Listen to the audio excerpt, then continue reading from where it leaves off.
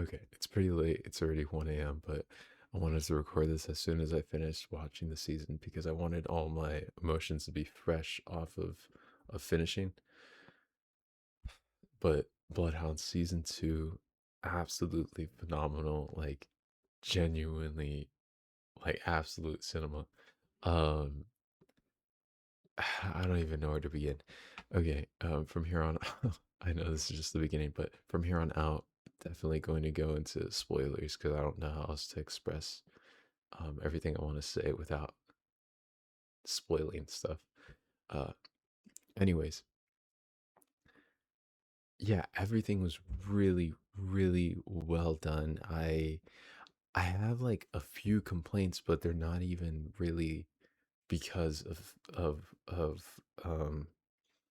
anything that the show did wrong. It's just literally me disliking something because of how well written something is, if that makes sense. Like the bad guys were so well written that I disliked them that much, or this character did this so well and that's why I didn't like it so much. Just stuff like that. There is nothing actually bad about the season, in my opinion. It's just things that I personally didn't like, but it's like um there's no actual criticisms towards it that I have. So, starting out in the beginning, I mean, immediately, like straight away from the first episode, you're straight into the action. Um, Obviously, you start off with the first fight. Um, that's like an actual professional fight, and that's already like that's getting you hyped already, and that's just the beginning. Like we have so much to get through. I kid you not, like quite literally every episode, my heart was racing. I like I there were certain points where I'll be watching this with my fists like clenched, like praying that this worked out. And I would remind myself, like, these are just actors. These are not real characters. But it just felt so real. The acting was phenomenal that it was so good that I was like praying that they would make it out. And the thing that I love about literally just K dramas or um animes or just stuff that I feel like movies that come out of, let's say, like Hollywood don't really do that often. Obviously there are movies that are willing to do it, but a lot of movies um they're not willing to kill off characters or like take things to an extreme level when, say, torturing someone or just doing stuff like that. They're not willing to do it. That's what I love about K dramas and just that type of media is that they are willing to do it. And so you really don't know what to expect. You don't know if a character is going to die or not, because like the writers are not scared of killing off characters. That I think that is so important, because when I'm watching, say, any like action films where someone's getting kidnapped and they have to go save them, or someone's being held at ransom, or just stuff like that, um or someone's being hunted, like everyone everyone always, it feels like everyone always makes it out alive, or at least everyone that's important to the story has an insane amount of plot armor to the point where you're not even that stressed out because you're like, oh, they're gonna make it out somehow, like some way, somehow everyone's gonna be okay, and it's gonna be a happy little ending. This show does not do that whatsoever. And and like, same thing with multiple other K dramas that I've seen. Um, they don't hold back their punches. Like, first season, literally like within one episode, they killed off almost everyone you care about, and it's like, whoa, chill. So, but I like it. I like it because it's like it stresses you out so much because you don't know what's gonna happen. You're like, there's nothing more that gets me more thrilled, more exciting, more just like jumping up and down for joy than something like this where it's just so unpredictable. Um Shit, even like even Woojin, I was scared that he might die. I was genuinely scared that that he might die in certain moments, like, because I don't know what the show is willing to do. I don't know which direction they're gonna take, which steps they're gonna take. I don't know. So yeah, I think that's really important. Sorry, that was like a whole tangent, but I think that's a big factor on what makes this show so good. And I wish other films and shows and anything would take more steps in this direction where they're not afraid to kill off characters. I know like it can upset a lot of fans, but I think the overall experience would just be so much better. Um I think one American film that I can think of off the top of my head that wasn't too afraid to kill someone important was Jason Bourne. Jason Bourne wasn't afraid to kill off the main girl, you know? At least in those first few films. And and to a certain degree it was still a little bit more predictable when compared to something like Bloodhounds, but it's still an amazing film and I'm glad that they were willing to do that. You know, I'm glad that they were willing to kill off the girl because it just adds so much more realism to to to a piece of media when you're willing to do that. So anyways, I'm done with that. The rest of the show, I I don't know what else to say. I mean, the villains were really good. Like I really got to hate the main villains. Um, IKFC was a really good idea. I like how they didn't stick with the first like the first type of plot of the first season and just literally like do a makeover of that, but like same type of thing, if that makes sense. Like I'm glad they didn't take the first season plot into the second season and just change a few things. This second season is completely different. Doesn't really have, I mean, it adds a little bit of things that relate to like bloodhounds um and stuff like that, but it's really a whole different thing compared to the first season. So I mean we had the IKFC, that was a great idea. um Having the little metal pieces and the knuckles was a really good idea. It adds so much more tension to the scenes because you're like when you're seeing these guys getting punched you're like holy shit, they are like really digging in. And like the sounds, the sound designs are amazing because you can hear like everything just crunching when someone's punching someone's shoulder over and over and over again. You can hear it like crunching and you're like, oh god, that looks horrible. And then there's the makeup design on top of that that's making it look super realistic. That was a great idea.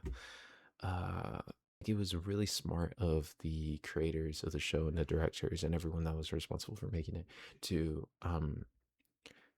come up with the individuals who were part of the villain group. I think they were a really good fit in group overall. um it really made you, especially in those beginning first episodes, it made me feel like like I don't know how they're gonna stop them. I really don't know. I mean, like they keep either escaping or getting away with this and that, and you're like, Jesus, like they have connections all over. They're bribing everyone. I don't know what could what could our boys, as they're called in the show, what could our boys possibly do to um to take these guys down? So it there's certain points where it made you feel almost like hopeless. Like there's nothing else more. There's no more you can do. I mean, there's a point where in a hotel room where the hotel room exploded because there's a bomb in there, and you see one of the I would consider him one of the main characters. One of the main characters gets really badly hurt, and you're like, Jesus Christ, they've already taken this guy down. They've taken this other guy down. They've taken so many people down, and they've damaged and hurt other people insanely. Um, like, what else can we do? What can we do to stop these guys. I, um, so it makes you wonder, like while you're watching, you're like, I don't know what else they could do, but then they hit you with something else. They're like, they're like, okay, we're gonna do this, this, and that to take down this guy, and you're like, all right, we're getting somewhere. Um, so yeah, that was great. What else? I mean, acting was just always great. I feel like the only time the acting was bad, um, and this is very short. I want to say less than 5 minutes of the entire second season consisted of these types of parts. But whenever a character had to speak English or was talking to an American, I don't know what it is with American actors in K dramas. Their acting normally sucks like terribly. I don't know why K K dramas can't find good American actors because there's plenty. I mean, we have Hollywood, you know. There's a lot of good American actors. Maybe it's on their budget. I don't know, but it just seems like every time I see a white guy or just someone that speaks English in a K drama, like it's always bad. It's like I feel like I could do a better job. Um, but I don't know. I don't. And also, not even just the white guys or people who speak English, but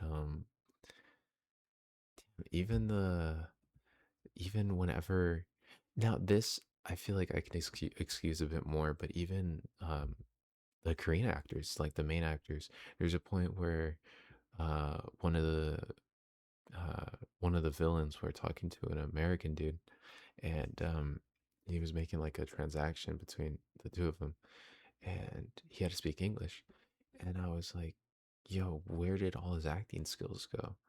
um because it like he was a great actor up until there, and then all of a sudden he has to speak English, and it just kind of goes down the drain a little bit. But I understand like it's probably not. Well, I'm assuming it's not. Is that racist to assume it's not his first language? I don't. I don't think so. But maybe he's not so comfortable with English, so it kind of makes sense. Like if I had to act in like French, I don't think I'd do as well of a job as if I could act in English, obviously. So um, so that's one critique. Um, the other ones would be I don't. Okay, I'm gonna be honest. I really disliked the ending, and I totally like. I understand why they did it. I understand that most likely, I'm sure the creators want to make a season three. Um, I was already looking into it a little bit, and I everyone like I was on Reddit reading other people's comments on like what they thought might happen, and everyone had pretty much agreed that it seemed like they want to make season three, but it's really just up to Netflix on whether they think there's an audience for season three, whether this gets like enough views, and just whether the analytics of of season two are good or not, which I think they'll be good. I mean, from what I could see, Bloodhounds is like top two, top three in most countries, as far as like in the Netflix top 10. And yeah, so I think I'm pretty sure we'll get a season three. Who knows when? I mean, this one took years to come out, so who knows when? But yeah, anyways, I understand why they let the guy live, and they didn't kill him, but it really took the satisfaction out of it. I First of all, I was really happy to see him in the police car, and then like they're driving off, right, to take him to jail and everything. I was super happy about that because I low-key completely forgot about the other guy that's supposed to kill him. And then obviously he comes and kidnaps him to go kill him. And so I was like, okay, okay, I'm fine with that. He deserves to die after everything he's done. Finally, we're gonna take him out, get rid of him. He's done. Then you watch a little longer, and it turns out that he doesn't kill him. He instead pretty much makes a deal with him, and he lives. So again, I understand this is probably for season three, but it just took the satisfaction away. And I was like, are we serious? Like I really, really, really wanted to see this guy die, especially after everything he did. Like he put so many lives in harm's way, and he killed so many people. Like this dude is the bottom of the bottom. He needs to die, but no, he doesn't die. So, um, yeah, I just felt like that took away from the ending a little bit. But again, I understand why they did it. It's a little annoying. Um, but yeah, the other thing would be Woojin.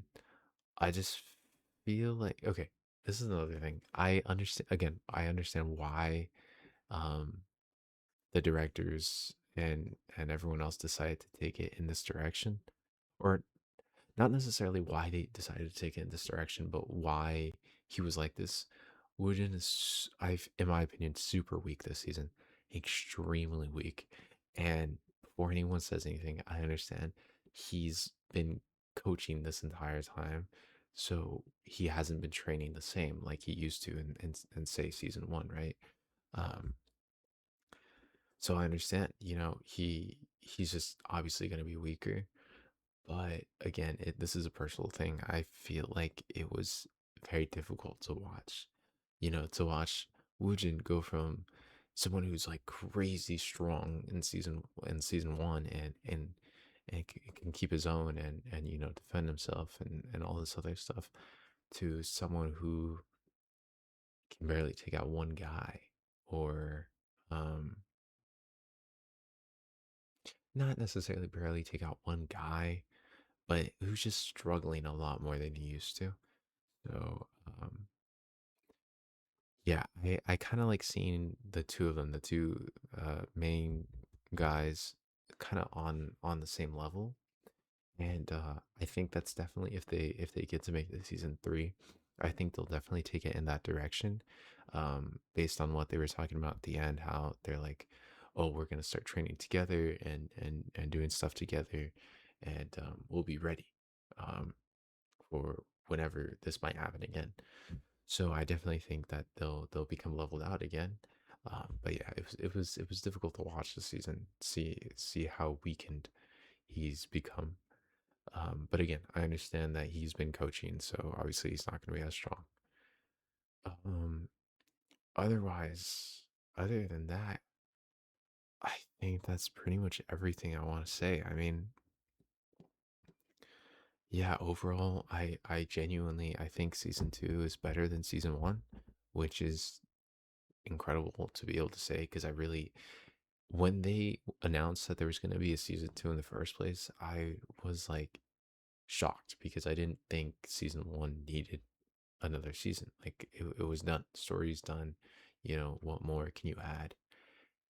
But I was wrong. I was so wrong. There's so much more you can add. And now I definitely like for season three, I definitely have high expectations. I mean, if they can come up with stuff like this, I think I don't know. There's no limits. There's really no limits to what they can come up with. So yeah, I'm looking forward to season three. I hope they can make it, and I'm like pretty sure they are gonna get to make it. I'm willing to bet on it. I guess the last thing I would say is just the choreography. I don't know much about choreography or anything, but from what I can see and just tell based off every other like literally movie and show I've ever watched, this might be the best fighting I've ever seen. Damn, can I say that? Wait. Ah, yeah, yeah. I think this is the best fighting I've ever seen. I it's not like I've seen every piece of media out there, so every movie, every show out there. So if you think there's something better, comment it down below, and I'll genuinely watch whatever you say, um, and I will reply back to you and tell you if I think that one's better than this. But as of now, in this current moment, I think this is the best I've ever seen. I mean, they did everything so well as far as like the movements, the amount of blood, the bruises, the everything. It's not necessarily realistic for like how long these dudes fight and how long they last. Um, but I think the actual fighting itself it's very realistic, and the movements are very realistic, and just stuff like that. Yeah, I think that's about it. Overall, Bloodhound season 2, genuinely like 10 out of 10.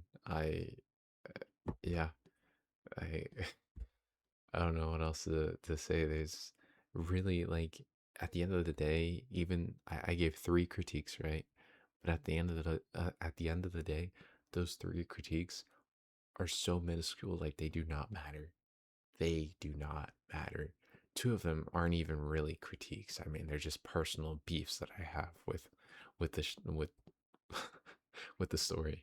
But the only real critique was the one of the English actors and or American actors or whatever they are. Um, and even that, like I said, not even less than 5 minutes, maybe even less than 3 minutes of the entire season was that. So it's not even like, do not blow that out of water. Do not take that in the wrong way. Super small critique. I could care less. Um, yeah, everything else though, chef's kiss, dude. Perfect. So, anyways, that's about it.